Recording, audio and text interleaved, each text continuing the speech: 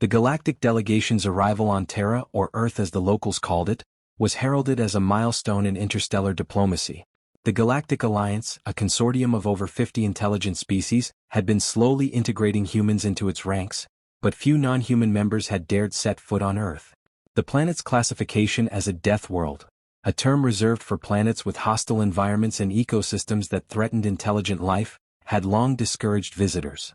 Earth's ecosystem was notorious for being unpredictable, its atmosphere filled with dangerous levels of ultraviolet radiation, and its inhabitants evolved under conditions that other species would consider lethal. Now, however, a delegation from the Alliance had gathered the courage to visit this infamous world. Their mission: to formalize humanity's place in the Alliance and to learn more about their culture. But the diplomats were understandably nervous.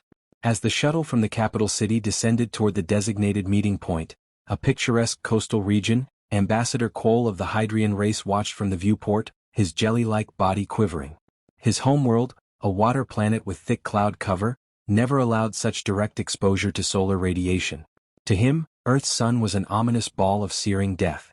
Cole's 3 eyes blinked rapidly in what was considered a Hydrian display of fear. "This is madness," he muttered, more to himself than anyone else. "A star that close should boil the oceans." Next to him, Lawrence, the crystalline geologist from the Zytrillian race, remained still, his voice cold and analytical. "Humans have adapted to it. Their biology allows them to walk under this star's rays without immediate disintegration." Cole shuddered. He couldn't fathom how such a thing was possible. How could any creature survive constant exposure to radiation like that? The idea of a death world was terrifying enough, but to see it up close was another matter entirely. The shuttle touched down smoothly, its doors sliding open to reveal Earth's warmth, the slight saltiness of the sea air and, most concerning to the aliens, the bright, blazing sun high in the sky. Stepping outside in their full protective suits, the delegation looked more like a quarantine team entering a nuclear zone than diplomats. The welcoming party from Earth, on the other hand, was shockingly casual. A group of humans, led by Captain Zara Reynolds, stood under the open sky without so much as a helmet, smiling and waving as if nothing could possibly be wrong. "Welcome to Terra," Captain Reynolds called out as she walked up to greet them. She was tall, with sun-kissed skin and an air of relaxed confidence. Her aviator sunglasses reflected the sunlight, and she wore a simple uniform, no protective gear, no shields. It was as though the radiation pouring from Earth's sun had no effect on her whatsoever. The aliens exchanged uneasy glances, their eyes, or visual receptors in some cases, darting nervously between the humans and the glaring sun. Ambassador Cole's voice trembled as he asked, "Are you certain this is safe for you? The radiation levels from your star?" Reynolds chuckled, her voice light. "Oh, you mean the sun?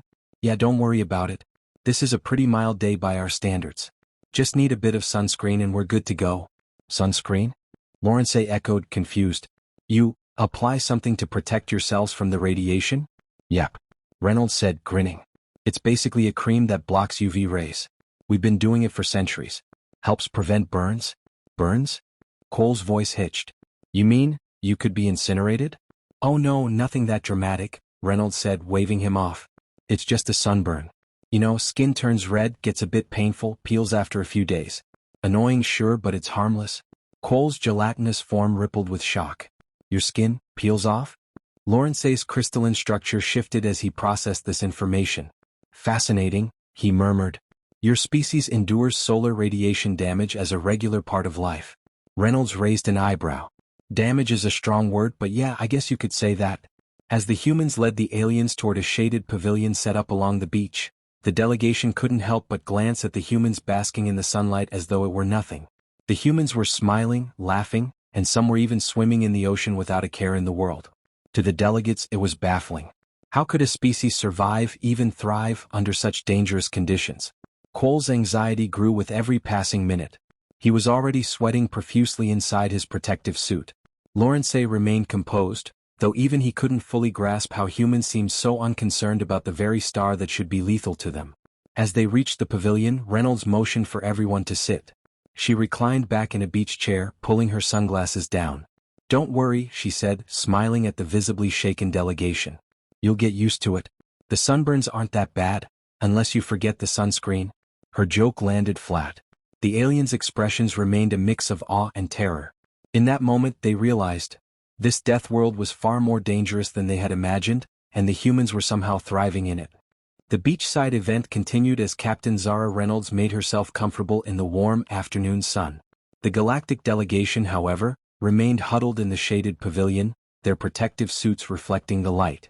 They cautiously observed their human counterparts, still processing how anyone could remain exposed to the radiation without suffering immediate harm. Ambassador Cole of the Hydrian race was especially uneasy. He had yet to remove any part of his protective gear, convinced that a single mistake would lead to his demise. His body trembled with every gust of wind that carried the scent of salt and sunlight. Beside him, the Zytrillian geologist Lawrence observed the humans with scientific interest, his crystalline features reflecting a cool detachment. "I cannot fathom how they are not suffering," Cole muttered. "That star is relentless." "They have adapted," Lawrence said, his voice calm. "It is an evolutionary marvel, though I admit their resilience is perplexing." Meanwhile, Captain Reynolds, unbothered by the alien chatter, decided to take advantage of the break. After a long week of diplomatic meetings and tours, she was tired and figured a short nap wouldn't hurt. She stretched out on her beach chair, closed her eyes, and quickly drifted off under the warm glow of the sun. An hour passed, then two. The aliens, still too nervous to leave the pavilion, watched the humans with increasing concern. Despite Reynolds' earlier reassurances, they couldn't shake the feeling that something was wrong. And soon their worst fears seemed to be confirmed. When Captain Reynolds finally woke up, she groaned softly and sat up, rubbing her arms. Her skin had taken on a deep, reddish hue, a stark contrast to her usual tone. She winced as she touched her shoulders, clearly feeling the burn. Ambassador Cole's eyes widened in horror. What has happened to your skin?" Reynolds looked down and sighed. "Ah, damn it. I knew I forgot something. Should have put on more sunscreen." She stood, stretching as if this was no big deal, but to the aliens, it looked like she was falling apart. Lawrence leaned forward, his voice sharp with alarm. "Are you burning?" "Huh." Reynolds blinked at him. "Oh yeah, it's just a sunburn. No big deal, happens all the time when you're out too long without protection." "Protection?" Cole's voice quivered. "You said this was harmless." "It is harmless," Reynolds reassured them, though her tone was casual enough to unsettle the already panicked aliens. "It'll hurt for a couple days, but then it'll heal up. Peels a bit and I'll be good as new." Cole recoiled in horror, his entire jelly-like body quivering. "Your skin is peeling off?" Reynolds waved it off with a laugh. "Oh, come on. It's just a sunburn. Trust me, humans deal with this all the time." But to the alien delegates, it was far from reassuring. Lawrence quickly activated his comms device and started sending emergency signals back to his people. "Severe radiation exposure confirmed," he said grimly. "Terra is far more dangerous than anticipated." Cole, now visibly shaking, joined in. "Immediate quarantine required. We're witnessing radiation poisoning in real time." Within minutes, the panic spread through the galactic channels. The radiation event on Terra became a viral alert across the galaxy, and medical emergency teams were scrambled to respond. Meanwhile, Reynolds simply rubbed some aloe vera on her arms and sighed, oblivious to the galactic chaos her sunburn had just unleashed. The galactic panic escalated at warp speed. News of the so-called radiation event on Terra spread through Galactic Alliance channels like wildfire. As soon as the reports from Ambassador Cole and Lawrence hit the networks, entire star systems went into immediate lockdown. Planets shut down their orbital traffic. Emergency broadcasts warned civilians to avoid all contact with Earth, and quarantine measures were initiated in sectors light years away from the alleged disaster. On the ground, however, things couldn't have been more different. Captain Zara Reynolds was walking through her day like it was any other. She was back at the diplomatic headquarters after the beach event, rubbing aloe vera on her reddened skin and grimacing a bit at the sting. Her assistant, Private Jacobs, entered the room looking more than a little confused. "Captain, you might want to see this." Reynolds raised an eyebrow, not yet aware of the full-scale interstellar catastrophe she had apparently caused. "What's going on?" Jacobs handed her a data tablet. On the screen, several Galactic Alliance emergency broadcasts were playing simultaneously. In one, an ambassador from the Zytrillian race was urgently calling for immediate evacuation protocols. Another message from the Hydrian homeworld instructed citizens to remain in shelters until the Terra-based radiation outbreak was contained. Reynolds frowned. "What the hell is this?" Jacobs shrugged helplessly. "Seems like they're freaking out about your sunburn, Captain." "My sunburn?" Reynolds stared at him in disbelief, then looked back at the screen. More reports were coming in. Apparently, entire fleets of medical ships were being diverted to Earth's orbit, convinced that a widespread radiation crisis was unfolding. Some planets had even halted their solar energy harvesting, fearing that Terra's radiation might somehow spread across the cosmos.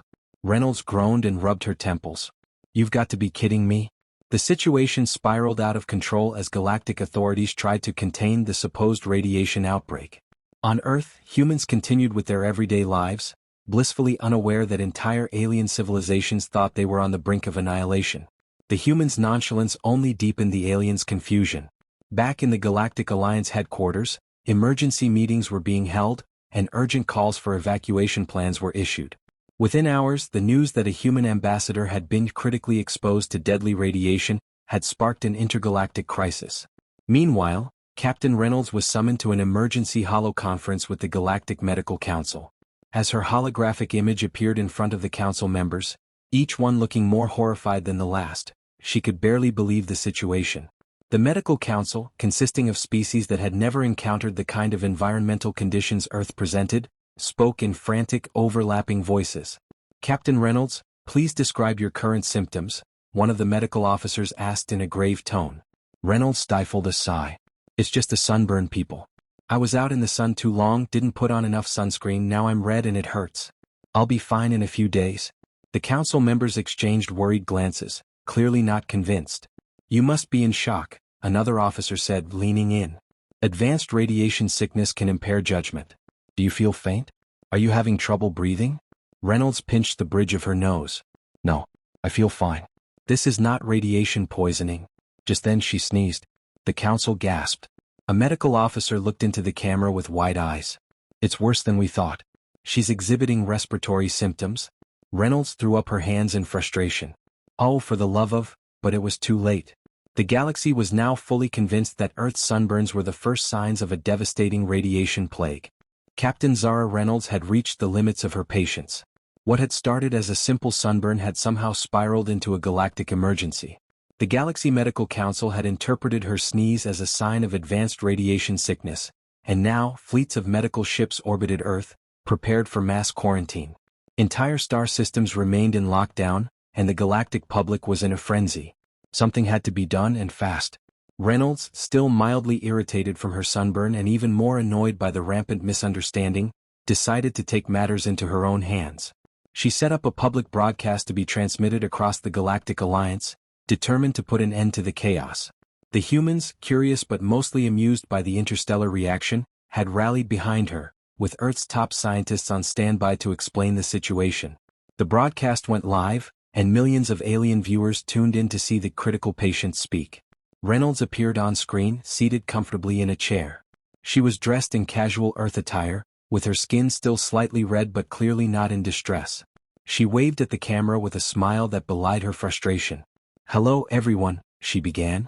"I understand there's been a bit of a misunderstanding regarding my, current condition. I want to assure you all that I am not suffering from radiation poisoning, advanced sickness, or any other catastrophic illness. What I have is a sunburn." A murmur spread among the alien viewers, confusion rippling through the various species tuned in. Reynolds continued, her tone patient but firm. "A sunburn happens when a human spends too much time in the sun without proper protection. The ultraviolet rays from our star cause mild damage to the outer layer of our skin, which makes it turn red and painful for a few days. It's not lethal. It's not even serious. It's just annoying. Humans have evolved to deal with this." The camera zoomed in as she gestured to the reddish hue on her arms. "This will heal on its own and I'll be completely fine in a few days. There's no dangerous radiation spreading from Earth. I'm not contagious. And most importantly, there is no galactic crisis." Beside her, Earth's lead dermatologist chimed in with a calm, scientific explanation. He outlined how humans had long developed protective measures like sunscreen to shield against the sun's rays. He even demonstrated how a sunburn healed, showing time-lapse footage of the skin recovering. The Galactic Medical Council, watching the broadcast, exchanged embarrassed glances as the humans clearly demonstrated the benign nature of sunburns. The panic that had gripped star systems began to dissolve, replaced by sheepish understanding. Ambassador Cole, still pale and shaken, sent out a final message to his people. "The situation has been misunderstood. Terra is not experiencing a radiation catastrophe. Stand down from the alert. Reynolds, satisfied that the situation was finally under control, couldn't help but chuckle. See? It's really nothing to worry about. Next time we'll make sure the sunscreen's packed though. As the galactic panic subsided, the alien delegates found themselves more fascinated than ever by the resilient species from the Deathworld. Humans, they realized, could survive far more than they had ever imagined, and do so with an attitude that bordered on reckless confidence. Reynolds signed off with a wave. Thanks for tuning in, everyone. And remember, wear sunscreen.